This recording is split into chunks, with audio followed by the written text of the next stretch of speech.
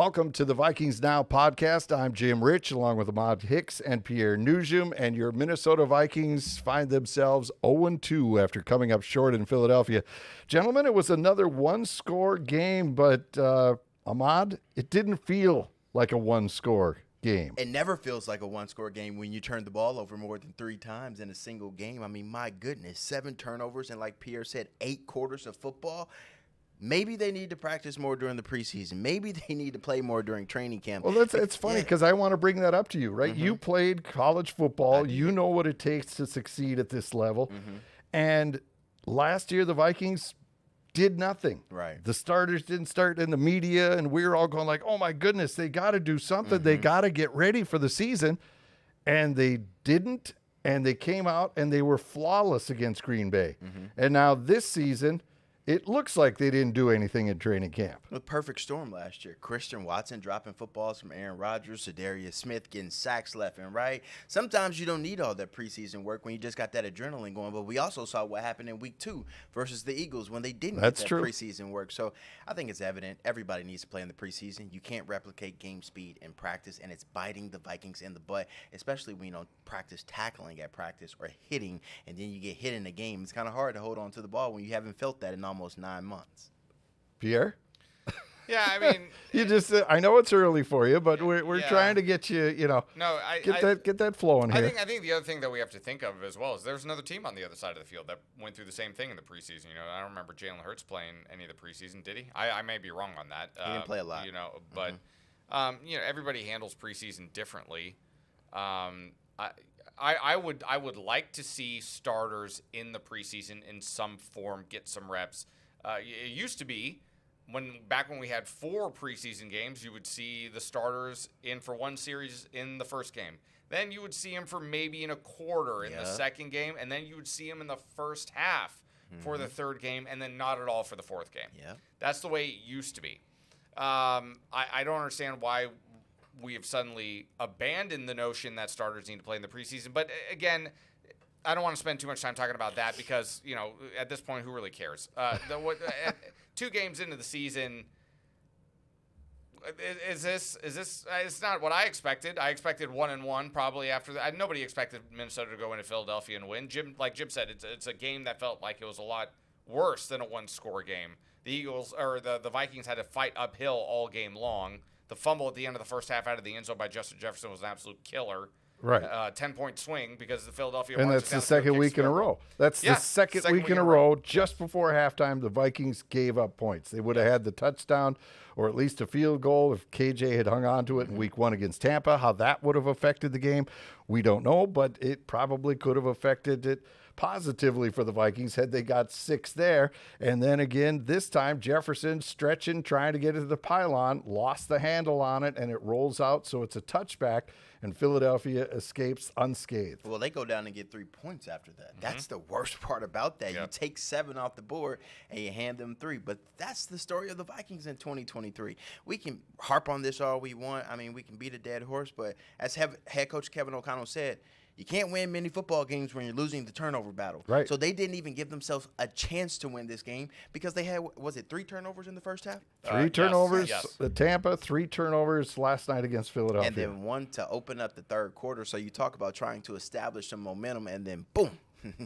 Momentum killer before you even get the momentum rolling. Yeah, and that was the backbreaker. It really was a backbreaker. I know that they closed within 27-21 at one point, but when you have to fight uphill all game long after shooting yourself in the foot time and again, you're just going to run out of gas. It's just going to happen. Kudos to the Vikings for, fighting to make it a one-score game at that point.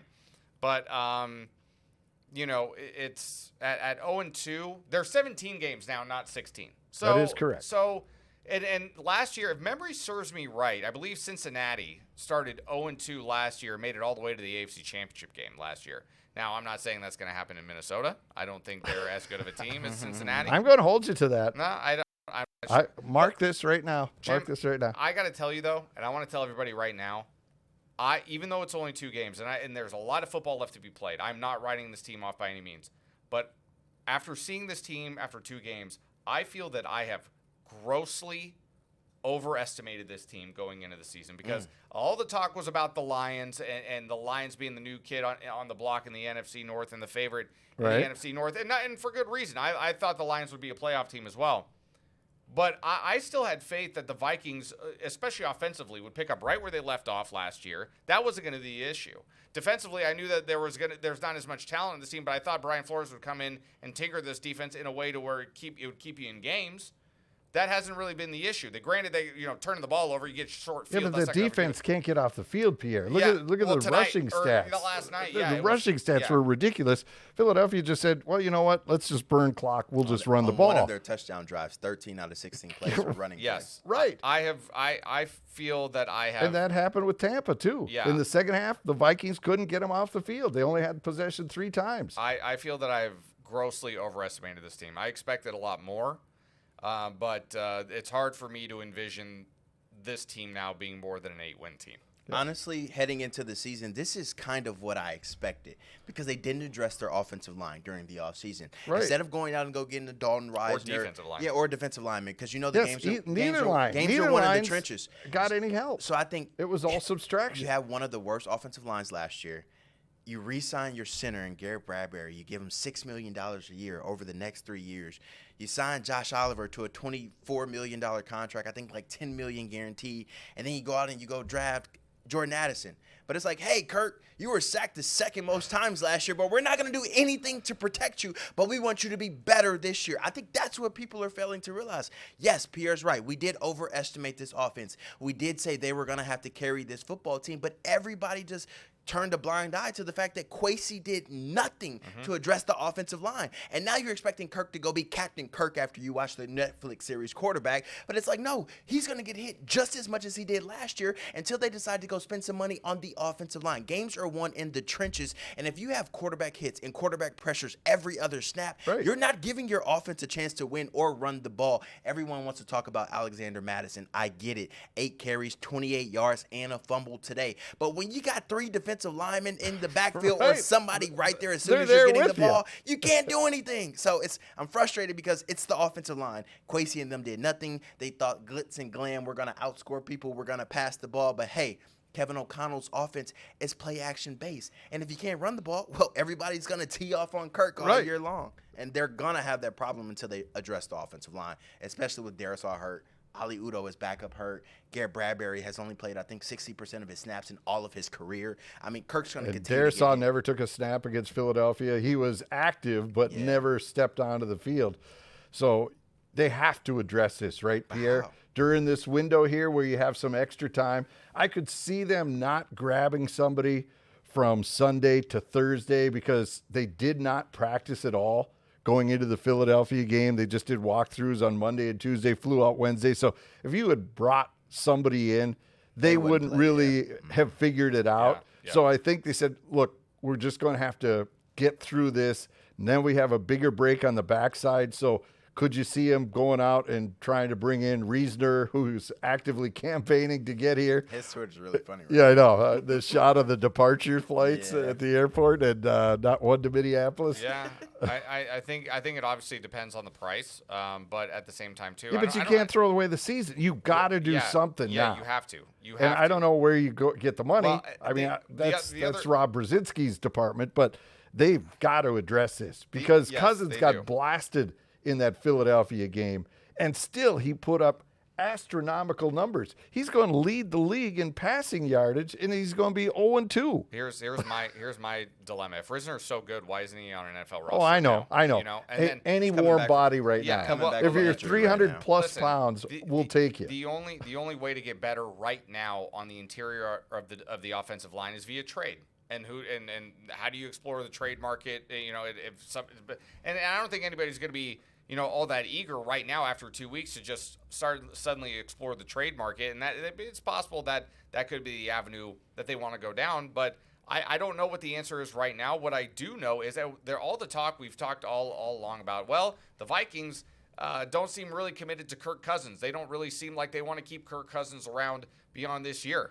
Why would Kirk Cousins want the Vikings after this year, and especially after the start of this season? He gets hit more, like Jim said, more than any quarterback in the NFL, Kirk Cousins still has some good years of football left in him. And if Kirk Cousins wants to prolong his career, I don't know why he would want to stay in Minnesota, given the lack of attention that this front office has given to the offensive line so far. Why would Kirk Cousins want to stay here? Why? I can't argue that right Likes the weather? now. So- No, absolutely not. Like, no, He's a Midwestern guy. Yeah, fine. That's fair.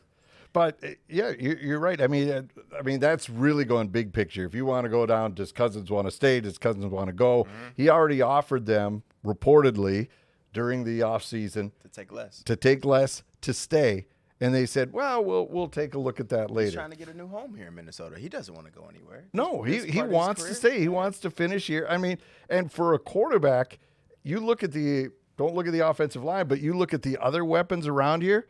Yeah, you do want to stay here Absolutely. because you got guys that could eat up footballs He has- in a huge radius. Justin Jefferson's yeah. radius is like 12 feet. And now you have Hawkinson, and now Addison looks like yeah. he's going to really blossom into gonna be something. good. And you still have the reliable KJ Osborne. So for a quarterback, you're looking at that, you're like, yeah, I like that part of it. Yeah, man. Look, I don't want to get into the whole Kirk Cousins debate on whether he's going to be No, here or not. we've got next all year because- season, and Yeah, it'll we come got- up we got 700 all times. All I can do season it. about that. I Yeah, can do you it. know, I'll but take care of it. I just feel like right now, the most glaring need for this team, the interior lines. We talked about it last week, both defensively and offensively. There was several times where you just see Harrison Phillips getting smacked around like a rag doll, just literally laying on the ground. It's like you're the guy who's supposed to be eating up 2 tackles. You're supposed to be taking the guard and the center on, eating up 2 blocks and allowing your linebackers to run free. Instead, every time the linebackers are seeing a running back, it's a hole gaping in front of them, and they're like, oh, my God, I got to go make this tackle. So it's just like there's not any help right now. And then we all know the secondary, my God, it's not good. Harrison Smith, blown coverage on the touchdown. And Caleb Evans turned around right away. Like, where are you? I need your help right there. Byron Murphy taking the wrong angle. Byron Murphy taking the wrong angle. Then Josh Metellus getting hurt earlier in the game. And then the Eagles going right after his backup in Theo Jackson. Now, granted, he made up for that. But as we've said all along heading into the season, there is not enough firepower on that defense. So Brian Flores' hands are tied with what he can do. He can only put the players in the right position. They have to still go make a play. Right. And right now, Pierre will be able to tell you, they're not making many plays on defense. And especially when they do make the plays, the offense isn't helping them, just giving the ball right back when they do make a play. Yeah, to me, it's not complimentary football. We haven't seen complimentary football from this team in the first 2 games. The moment we do see it, when Theo Jackson makes an interception, and then Alexander Madison goes and fumbles it on the very next play. That's a complimentary football in reverse, so to speak. So here, I'm caught in the middle here, Jim and Ahmad. I'm caught in the middle because they don't look good. The Ahmad Hicks says it perfectly. The trenches look terrible, and that's where the games are won and lost. However, 7 turnovers in 8 quarters. You've only lost 2 games by combined 9 points. Right. If you don't turn the ball over or limit yourself to just 1, it's a different story. They could be sitting 2-0. It's a completely different story, and I've been hanging around PJ Fleck too long over the last couple of years, and now I want to say the ball is the program, and it rings true. You give the football away, you're going to lessen your chance of winning games. It's that simple. You are so PJ Fleck. Nah. He's Flecknetized. He I've been hanging He around is. PJ too long. Yeah. Clearly. But here's the thing. They don't look like a winning team No. right now. You don't see it on the plays. And I don't know. This is me not playing the game. Okay, I'm an emotion guy. I think when teams play with emotion, you can get more out of less. And when you had Zadarius Smith here, he provided a fire to that defense. He would get in people's faces. He would lead that pregame.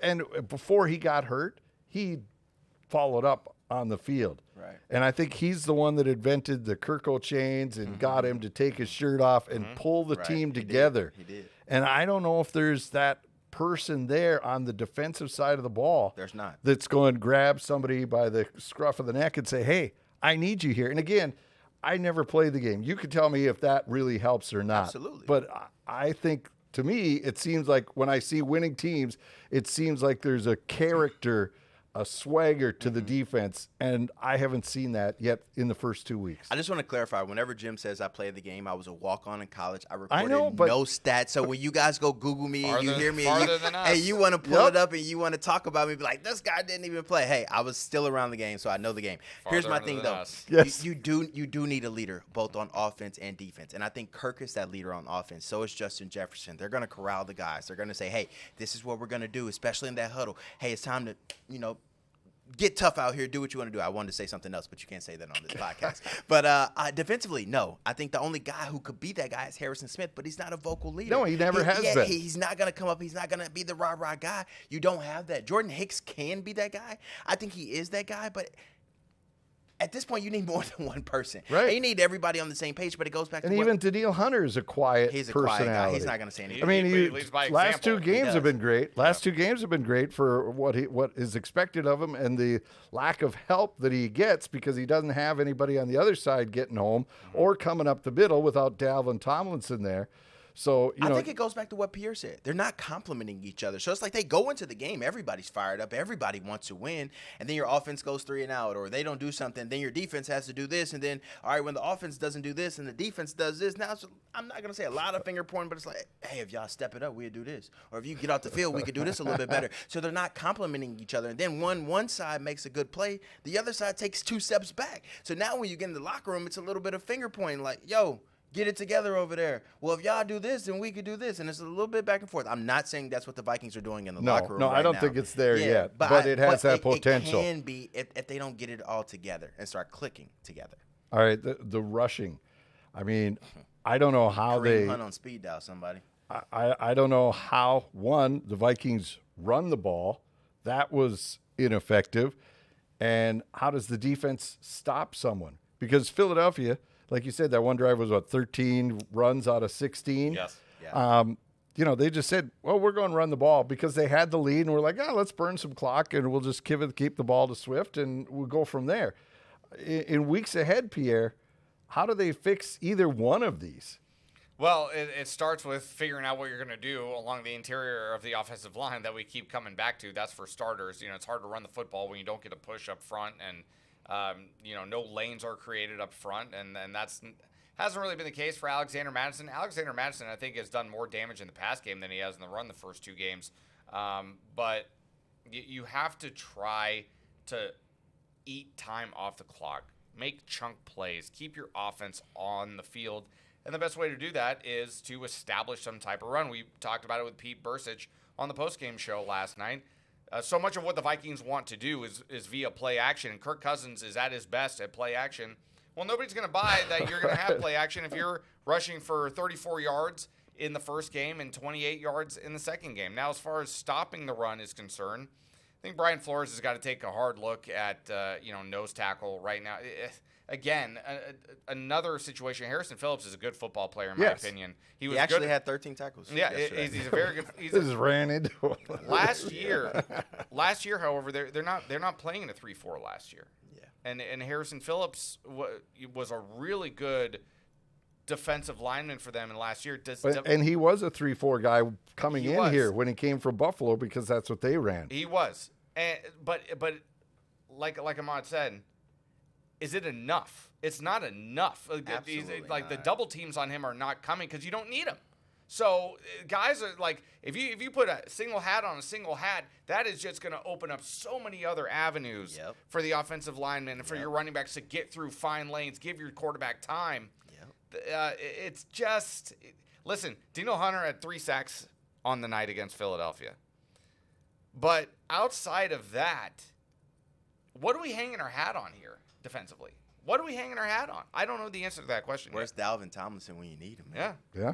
They certainly miss his presence right now. Even Kendrick's in the middle, right? He could stick his nose up there. Does Hicks give you that? Does Asamoah give you that? Does Pace give you that? Pace, we were told, is going to be this guy that just torpedoes right to the ball, knows exactly where it is, and knifes through there and makes these tackles for losses. I don't even know, noticed him out there today. 5 solo tackles last night. 3. Daniil Hunter marked down as 3 sacks according to ESPN. 4 through 2 games. 4 through 2 games. Look, a lot of pressures on Ivan Pace Jr. and Brian Asamoah. Oh, yeah, no, I'm not picking on these guys. But it has to be better. Like, if you're going to play in the National Football League, you're going to let a guy like Eric Hendricks go, who I've said time and time again, had over 100 tackles in every season, but his first season with the Vikings. If you're going to say, hey, you're older, you're slower, we're letting you go, you better be sure you're bringing somebody in that can fill that void. I'm not saying Ivan Pace hasn't done that, because I think in the last 2 games with combined tackles, I think he has over 15, 20 tackles in his first 2 NFL games. So that's not bad. But no. as we've said before, these linebackers are having to make a lot of tackles because the defensive line is not doing anything outside of Danielle Hunter. Jim, I want to go back to something you had mentioned. And you wanted to see a fire and some kind of just some attitude out there, right? And we haven't really seen much of that through the first 2 games. And I don't fully believe that you have to be a verbal rah-rah guy to fire a team up. However, when I think about some of the great defenses that have come through this league, Ray Lewis, Brian Dawkins, Terrell Suggs, Bart Scott, these guys who they would run their mouth a little bit, but you know what? They got something out of their teammates. And I'll never forget at the end, I believe it was a piece of video that I watched on Brian Dawkins at the end of the 2008 season, where he just rallies around guys and he screams at them and he says, I need you to play with an intensity that they are unwilling to match. And I don't see that with this team. I don't people want to say the team takes on the personality of the head coach, and I'm not knocking Kevin O'Connell here, but Kevin O'Connell, a very mild-mannered guy, very straight-ahead kind of guy, and there's nothing wrong with that. But, the Vikings got bullied in Philadelphia. Mm-hmm. They kind of let Tampa do what they wanted in the second half. A very, very Minnesota-like passive-aggressive nature, if you will. So, there's no way for the Vikings to assert their dominance unless they go out and go get somebody. And the only way to win in the National Football League is if you outscore people, you get lucky, or you assert your dominance. So I think moving forward, everyone's going to talk about this offense. They're going to be expected to do more and more and more each and every week, which is unfair to them because your defense has to help you out in some shape or form. But you talk about who's coming up in the next couple of weeks. You got Justin Herbert, top 10 quarterback coming to town. Yep. Austin Eckler, top 5 running back. Mike Williams, Keenan Allen, top 15, top 25 receivers coming to town. They got a decent offensive line, so they're going to be in the shootouts. Their defense isn't that good. That's the one thing that'll keep them in the game. So and they spent a lot of money on that defense, too. And it's still not good. Yeah. So Kirk Cousins and all the guys, Justin Jefferson, they're going to be expected to go out there, go get 400 total yards of offense and put up a lot of points. But the defense is going to have to step up. I understand that Flores doesn't have a lot of talent. Somebody's going to have to just step up and say, you know what? I'm tired of people talking about us. I'm going to be that guy. I'm going to turn things around. And as Pierre said, they don't have that guy right now. No. All right, that will do it for us. Thanks for checking, Pierre.